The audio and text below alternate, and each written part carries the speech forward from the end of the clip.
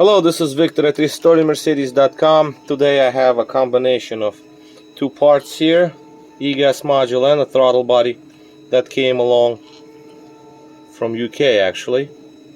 The interesting fact here is that the throttle body, when it was unpacked, turned out to be the one that I repaired quite a long time ago, to be honest, because the concept of repairing is pretty much the same. It's just that the wires that I use, the color combination is different. And also somebody tried to check the wiring. They broke off my little seal here, and so I had to tape it now because I don't want to unwrap this all and whatever. So, but the thing is it appears that the vehicle was sold, and the vehicle these two came from actually is the I think it's a 1994 SL60, and that is the V8 6-liter engine, bored out 5-liter to 6-liter. So it's a pretty interesting car because there are not many of them out there, and this combination came from that very vehicle, although the part number on the throttle seems to be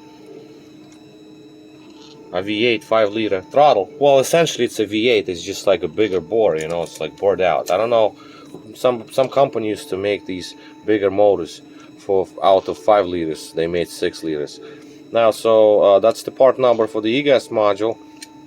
The complaint is that when I got the throttle, it clearly was used. So it was installed on the vehicle, the car was driving, the carbon deposits were visible underneath, so yes, it was in use. So the throttle wasn't like as clean as it was when I mailed it back to UK years ago. But this one was slightly dirty, a little patina on it already, and some carbon deposits from underneath. So obviously it was working, and the car was driving. Car drove, throttle worked.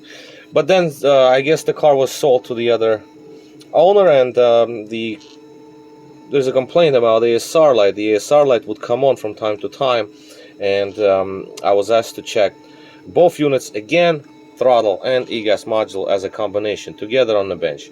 So now this is more or less a limited test, but nonetheless I opened the throttle body, I cleaned it internally, cleaned it on the outside, just like I did a quick service, a relubrication, although I didn't really need it all, but I did that regardless, just for the good measure, since I have it in my hands. An Egas module, there's really nothing to see here. I plugged it in and the combination works. Okay, I never had a problem with this combination shutting down. And when I received the Egas module, I read the codes. There was one code for the potentiometer, so I checked it out, and nothing to see there. I mean, it seems to be working just fine. I don't have a problem there. I tried to duplicate the problem, and I could not, so that the potentiometer seems to be alright. I just have kind of doubts about the Egas module, because as many times I try to clear the codes, I keep getting the control module failure popping up. So usually you just get these two. This one is not present after you clear codes. Then I had the code for clutch coil. Then I had the code 009. It's another code for control module. Strange situation. Why would the control module itself would show up all the time? And sure enough, these are the codes that we have. These two are usually present by default because the module is not in the vehicle, so we have no communication.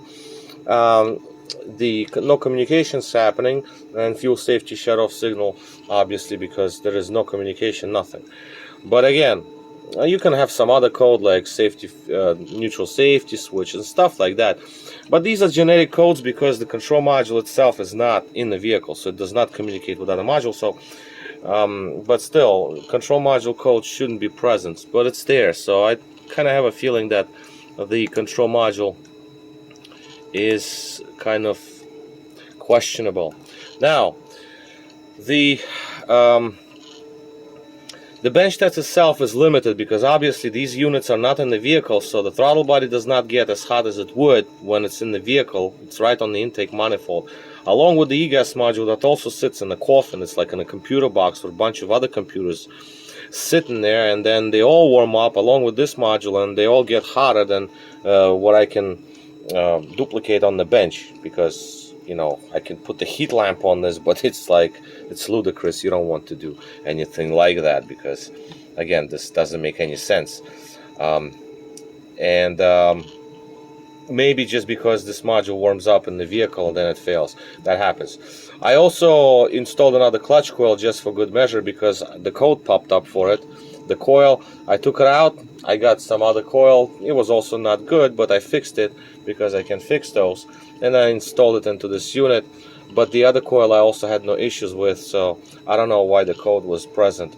But nonetheless, because units are mailed overseas, might as well just to have it done right. Okay, so just in case, because if I have a doubt, I will try to you know, take care of that doubt so I can sleep good at night. So this is what it looks like. I left the old gasket here. Somebody put a little bit of glue to keep the gasket together, I guess for the installation purposes, and there's nothing wrong with that. That's okay. The carbon deposits are minimal, so I realigned the plate just in case, and all in, it looks pretty good. 6th month of 1994 is the production date, so in Europe this would be considered a 94 vehicle. In America it would have been a 95 vehicle, but nonetheless, this is it, basically what it looks like. Now the actual values here, 0.53, that's pretty good. 4.28 also is pretty good. This is in the middle of the range. 0.4 to 0.6 is permissible. It's supposed to sit around there, so it's almost like right dead center, so that's fine. Now this reading will change based on the control module we're using. We're using the original 129 chassis control module, so that's fine. Now, because it's in a diagnostic mode, throttle does not open 90 degrees all the way. It is capable of doing so. It's just the controller is wired in. I mean, it's like firmware is set that it won't open all the way, so you don't over-rev the engine when you start it, if in case your gas pedal is stuck to the floor, pushed to the floor rather. So as we can see here, I moved the lever, but throttle plate isn't moving. So if I move the lever, we'll see the voltage change though. One voltage will change, the other one will be stationary. See, if I go all the way, this voltage changes and this one stays put because the plate isn't moving, because this is a throttle position sensor voltage and this is the plate position sensor voltage, if you will, just to make it simple. Alright, so and that's basically all here. I mean, I don't really see a problem with this setup. I have to pack it up and mail it away, and that basically will be all. One thing I might show you right now is just to show that the throttle is capable of opening fully. I'm going to connect this unit to a different controller that is set to open at 90-degree angle. It's a different unit, so we're just going to plug it into this one right here. And again, V8s are always like this. V12s are also always like that too. Once you connect it to the vehicle, then they will open all the way. Although on a V8 and some V12s, they won't open all the way still. When you drive the car, then they will. But during the start, they won't. So as you can see, 90-degree opening, because that other controller allows me to do so, because the way it's set up internally. There's nothing you can do to change that, and you don't need to. It's just the way these cars are designed.